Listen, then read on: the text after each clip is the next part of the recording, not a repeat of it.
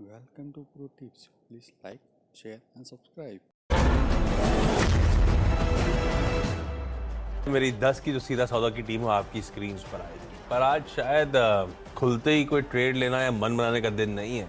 हमें बहुत सारे क्यूज, लंबी छुट्टी के बाद ओपनिंग में बहुत सब कुछ डाइजेस्ट करना है।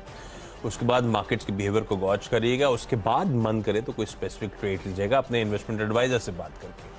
पर ये जो खबरों के दम पर सारे स्टॉक्स हैं वो आपकी स्क्रीन पर। आईसीआईसी प्रूडेंशियल हर पैरामीटर पे बाजार एक्सपेक्टेशन से बेहतर नंबर्स, इसीलिए इसको इन ग्रीन रखा है। इन्फोसिस का क्वार्टर परफॉर्मेंस एक तगड़ा disappointment. Red likewise HDFC bank ने भी डिसअपॉइंट करा है, वैसे भी वीक चल रहा है ये स्टॉक। जुबिलेंट इंग्रेविया को ऑर्डर मिला है स्पेशलिटी केमिकल स्पेस में। राइट्स और पावरमक प्रोजेक्ट्स ने बैंगलोर मेट्रो का एक पार्सल का ऑर्डर विन करा है इनकी जेवी ने। विंडलास बायोटेक को जीएमपी गुड मैन्युफैक्चरिंग प्रैक्टिसेस का सर्टिफिकेट मिला है साउथ अफ्रीकन रेगुलेटर से।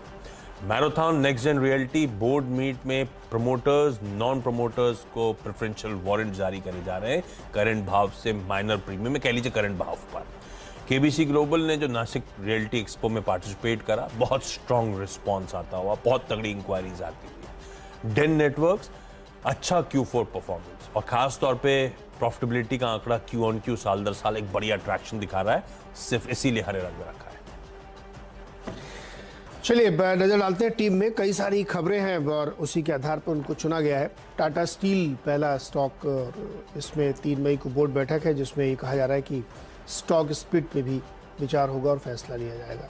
टाटा पावर्स में जो है बड़े फाइनेंस जो फॉरेन इन्वेस्टर्स हैं उन्होंने 4,000 करोड़ डालने का मन बनाया है इनकी सब्सिडरी में, तो वो एक इंटरेस्टिंग है, तो मुझे लगता है कि इसमें ध्यान देना चाहिए। कोल इंडिया इसलिए क्योंकि कोल की जो प्राइसेस हैं लगातार ऊपर जा रहे हैं और डिमांड रोबस्ट है ग्लोबली भी और इंडिया में भी। पावर की बहुत ज़्यादा ज़रूरत पड़ रही गर्मी की वजह से, तो कोयले कीमतें बढ़ती जा रही हैं। इंडोरामा सिंथेटिक्स, सतलज टेक्सटाइल और वर्धमान टेक्सटाइल में इसलिए क्योंकि टेक्सटाइल कंपनी की जो PLI स्कीम है उसको मंजूरी मिली है और उसमें जो 67 एप्लीकेशन लगाई गई थी उसमें 61 को मंजूरी मिली है, तो काफ़ी इंटरेस्टिंग है। यहाँ पे कई सारे स्टॉक्स को बड़ा फ़ायदा होगा, कंपनियाँ इसका फ़ायदा उठाएंगी। मारुति ने अपनी कमेंट्री में कहा है कि वो किसी एक टेक्नोलॉजी पे फोकस नहीं करेंगे, हाइब्रिड मॉडल लाएंगे, फ्लेक्स फ्यूल लाएंगे, CNG लाएंगे, EV लाएंगे, लेकिन EV के इंडिपेंडेंट तौर पे एक गाड़ी इनके लिए लाना बड़ा मुश्किल है लो कॉस्ट पे, तो 2025 तक इंतजार करना पड़ेगा। मुझे लगता है कि ये शायद थोड़ा सा बाजार को निराश करने वाली खबर है। परसिस्टेंट सिस्टम, L&T इन्फोटेक और कोफोर्ज में नज़र रखिएगा क्योंकि इन्फोसिस के जिस तरह से नतीजे आए 2 दिन में ADR 10% गिरा है, उसका असर आपको दूसरी IT कंपनीज में ज़रूर देखने को मिलेगा, तो यहाँ पे थोड़ा सा एक प्रेशर रह सकता है।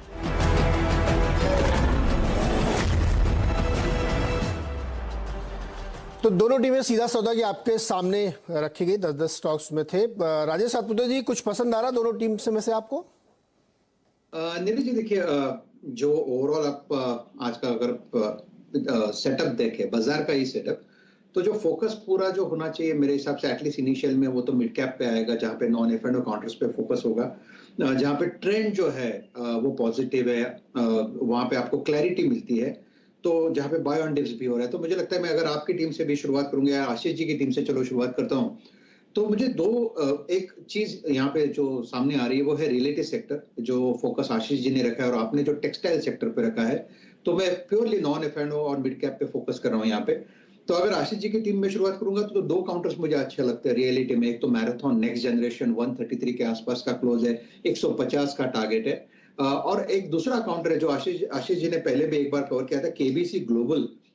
देखिए छोटा टिकट साइज है, वोलेटाइल मार्केट में ज्यादा तकलीफ नहीं होती और इसका एक टारगेट हमारा पेंडिंग है 13.5-14 रुपए का, और 11 रुपए के आसपास का केबीसी ग्लोबल का कल का यानी लास्ट सेशन का क्लोज है, तो यहाँ पे रिस्क ज्यादा नहीं है, 1-आध रुपए का रिस्क है। तो केबीसी ग्लोबल जो पहले भी एक बार बात हुई थी वो एक बेटर है, और मैराथन नेक्स्ट जेन।